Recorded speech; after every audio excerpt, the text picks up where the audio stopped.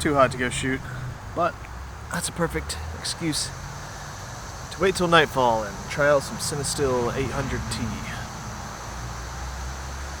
800T. T?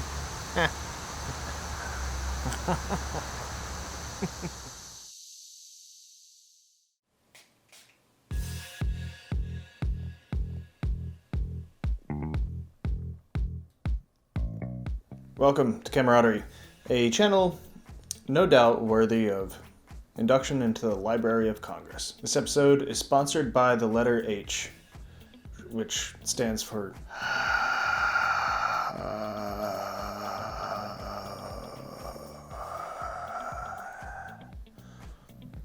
Today I'll be taking a look at a film stock that's so unique that it's kind of become ubiquitous and a little bit cliche. Cinestill 800T. Cliches often become cliche for a reason though, and Cinestill 800T is no different. Frankly, it's a lot of fun to shoot with, and it has some certain characteristics that just set it apart from any other film stock out there. As such, it's one of the most instantly recognizable stocks on the market. Also, as a result of this, it's basically a rite of passage for any film photographer with a YouTube channel to make a video about it. How y'all doing today? It is, of course, your boy Valandis. A roll of Cinestill 800T. Some Cinestill 800T. Cinestill 800T. Cinestill? Yeah. Cinestill. Cinestill? Yeah. Cinestill. And I sold my kidney for 3 rolls of Cinestill. And today we're going to shoot one of them. So we're just about to change the film to the 800T. I finally got my hands on some Cinestill 800T. So basically we're going to shoot some Cinestill 800T. Shoot some Cinestill 800T. Cinestill 800T. It's no judgment for me. I mean, obviously I'm doing the same thing. It's just kind of funny. It's like, yeah, everybody has their own specific, niches and focuses, but yeah, everybody comes across Cinestill 800T at some point. And I guess it's my turn today, so...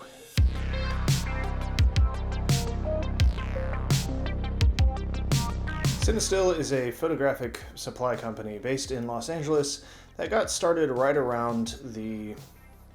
when the film photography renaissance was really starting to take off in 2012, and I think my extra light just went off, but it looks good enough. As far as I know, 800T was their first product, but since then they've expanded their offerings to include a wide variety of other film stocks and various developing aids, different sets of chemicals, darkroom supplies like negative holders for scanning purposes, and temperature control systems, and so on and so forth. The thing that makes 800T so special is that it's actually Kodak Vision 3, which is a motion picture film stock that's been just reworked to make it play nice with still photography cameras, and it also makes developing a lot simpler. Getting motion picture film to work in a stills camera, a non-movie camera,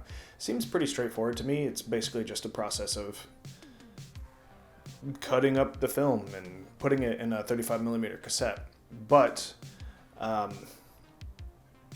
getting it to actually work with the C41 standard color developing chemicals is a bit more of a hairy beast.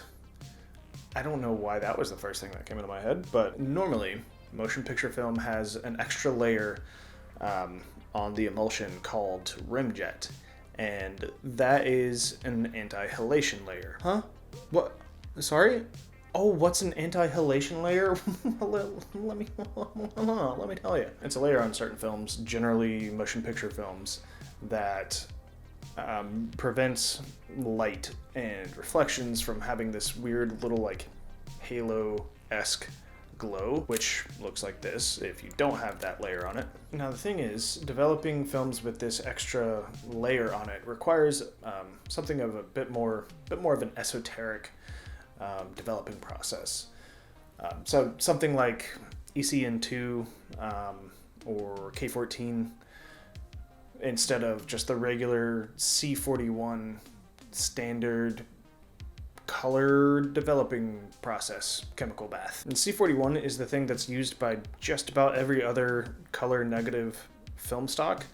But if you don't take that rimjet anti-halation layer off, just a bunch of weird stuff happens, and you gotta go through like a whole process of removing that layer before you can actually get it to develop right in just your standard C41 process. So Cinestill did that. They were just like, hey, let's take off this pesky rimjet layer and get those sweet, sweet tones and mondo latitude that you get with motion picture film, and give it to the still film photographers, man. It's gonna be super awesome. And it was, and is, and shall forever be. With that layer gone, the little glowy halo side effect thing ended up becoming more of a feature rather than a disadvantage, and a legend was born, and we shall never see gas stations at night the same way again. Another major feature of Cinestill 800T is that little T at the end of the name. That means that it's a tungsten balanced emulsion rather than a daylight balanced emulsion, like most of the other color negative film stocks out there. What that means is that most color film stocks are going to look more natural in outdoors during the day, and they end up having just a strange looking color cast whenever you're inside at night with artificial lights as your primary light source. And 800T is the opposite of that. So with the tungsten color balance and a relatively higher speed of 800, 800T is actually a perfect choice for shooting at night with a lot of artificial lights around. So for instance, like, I don't know, downtown in a city somewhere. And so that's exactly what I did. I grabbed 2 rolls of the good stuff and went to Raleigh a little bit before sunset. I was curious about how it handled daylight as well, and what do you know? It sure does. It sure does handle it. Right away you can see the halations coming into play, which basically looks like the light just kind of spills outside of the immediate boundary of the light source. I thought I was being cool, parking at the top of my 3rd favorite parking deck downtown, but yeah, the joke's on me because the elevators weren't working.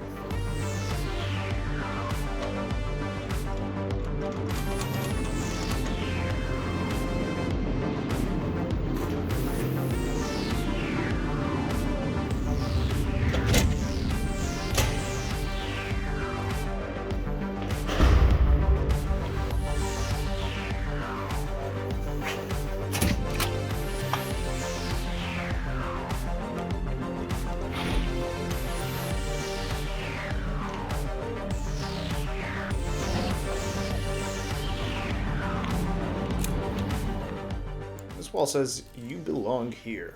But honestly, it felt kind of ominous to me, so I moved on. I really like this abandoned garage with the halations going on, because I think the colors play pretty well together. Color wheels, man, they work. And pretty soon after that, I came across this area that I think used to be a shipping dock at the bottom of a building, and I'd never seen it with the lights on, so of course I was drawn to it.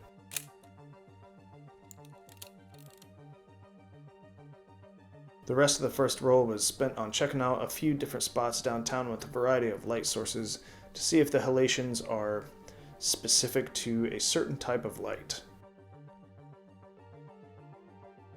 I wasn't sure if only halogen or tungsten lights produce the halo effect, or if LEDs and natural light would also pop. As you can see from the last picture on that roll, yeah, no, it definitely doesn't matter. It's just light. It just yeah, that's the sound that light makes. I blew through the first roll pretty quickly and decided to have a respite and a whiskey while I waited for the sun to fully set and just kind of reload and get my bearings and figure out where to go from there. I also saw a black toilet for the first time, and it was neat. And from there I made my way to Glenwood South, which is a crowded, debaucherous part of town where Dionysus would probably have a pretty good time there. I usually avoid going there, but I thought I might have some better luck with people watching.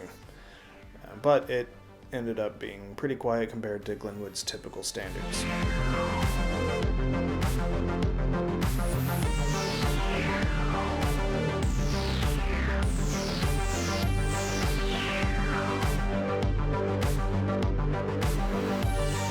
I was getting towards the end of my second roll, so I knew I had to make the last one count.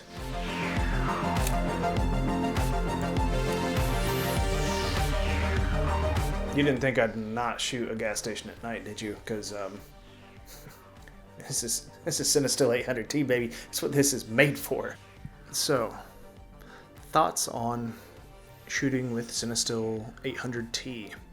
I think it's fun. It's as a primarily black and white film photographer, it's a very, very different experience than what I'm used to. Cinestill 800T is a lot of fun to shoot with, and it was honestly, I was pretty surprised. I shouldn't have been surprised, but I was surprised about, or at the latitude, like how well it picks up light. My light meter on my Nikon F2 is saying that it's probably going to be pretty dark, and it performed a lot better than I had thought it would. But yeah, I shouldn't really be surprised it's an 800 speed film, so anyways, I'd love to do some more experiments with it and see how it does push to like 1600, or I've heard of people pushing it to 3200. I think that would be tight. I don't know how Cinestill 800T does for portraits or landscapes or anything like that. So I think for specifically artificial lighting, either in a studio or on the street at night, you know, whatever, I think it's definitely got a look, man. It's got a lot of character. And I actually kind of like how the stuff that I shot like before the sun actually went down came out. It's just like a different set of colors than I've seen from any other, you know, your typical like Kodak films or your Fuji films, all one film stock that they have now. That's it from me today. Let me know in the comments